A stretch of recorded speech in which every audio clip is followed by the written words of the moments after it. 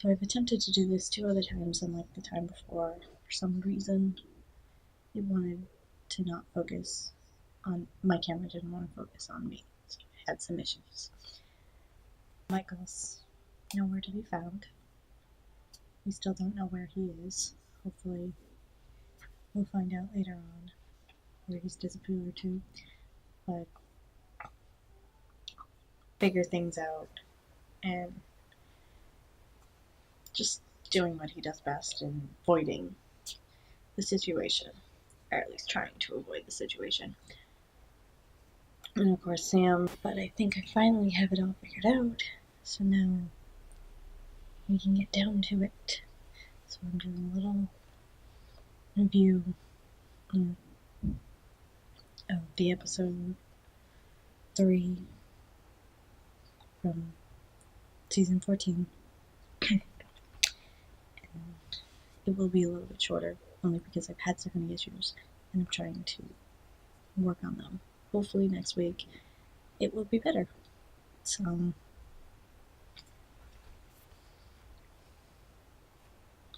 here it is. Dean is back and no longer possessed by Michael. You know, he's not dealing with the issues too well.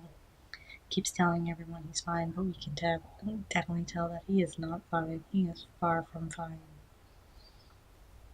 And I like that it comes up later in the episode. One thing that I really did like was the whole Cass and Jack working to help save the girl who had been cursed by the witch. And one of the things that I knew right off the bat was that the necklace that the girl mentioned was going to have something to do with it. It's like I learned in writing and in filmmaking that, you know, certain things don't get mentioned for no reason. You know, they always end up coming back later on. Whether it's in the episode or in the movie or in the writing, it's always something that will come back. And I really loved that it was Jack that figured it out. I also loved that he wasn't like 100% sure, but he just like smashed the necklace anyways. And it's just like, I really like that moment. And now it brings me to what is going on with Jack. I'm not okay with this. I'm not okay with it at all. I know he's probably going to tell everyone, kind of like Dean does, he's fine, and not really tell anyone what's going on. And I'm not okay with this. I do not want Jack to be hurt. Please don't hurt Jack. And speaking of hurting people, can we stop hurting Jody Mills, please? Like, please stop hurting her. I feel like every single time she's in a fight with a demon or a monster or something, she ends up with a broken bone. It's like, can we stop that, please? Just stop that. I really appreciate it. And next point was the whole alternate reality bad place Kaya. And we all know she has something that can hurt Michael. Really hope that it comes into play later on in the season. It'd be nice. And I hope we get to see like Claire's reaction to finding out that Kaya's killer is out there and looks exactly like Kaya. And like I said, I hope we get to see the reaction and then what happens next with that. I'd really like to see that.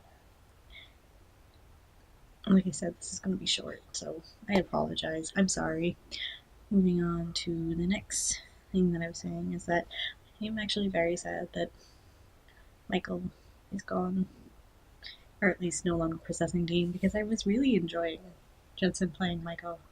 He was doing a good job, and I like that we got to see a little bit of that in the episode, even though he's Dean again. So, and one of the things I had written down to mention was that it's just like when Sam and Dean were talking to Jody, the faces Dean was making were just like so great. I just couldn't help but laugh at them. And then at the end of the episode with Sam and Dean finally opening up to Sam about what it was like being possessed. It was just like this really nice scene between the two brothers. And I'm really glad that Dean opened up to him instead of, like keeping it bottled in.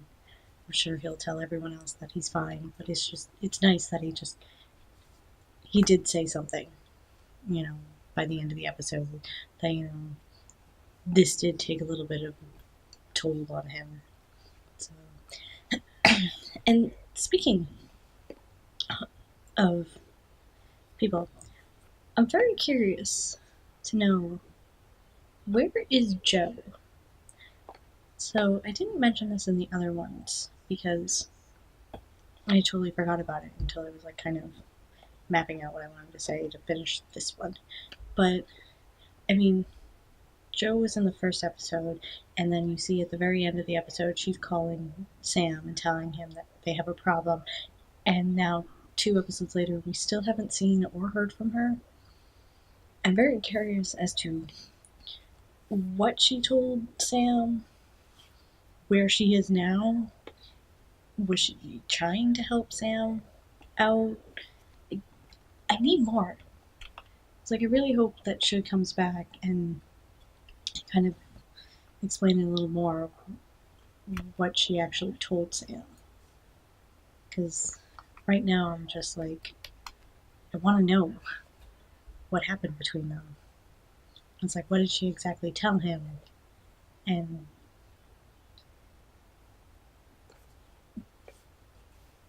has she been helping him?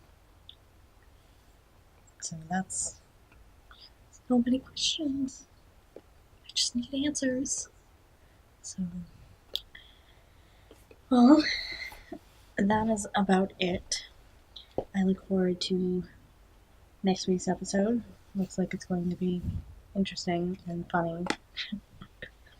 So, hopefully, I can get this all to work properly next week so I can do a little bit better job. I apologize for this, but until next week.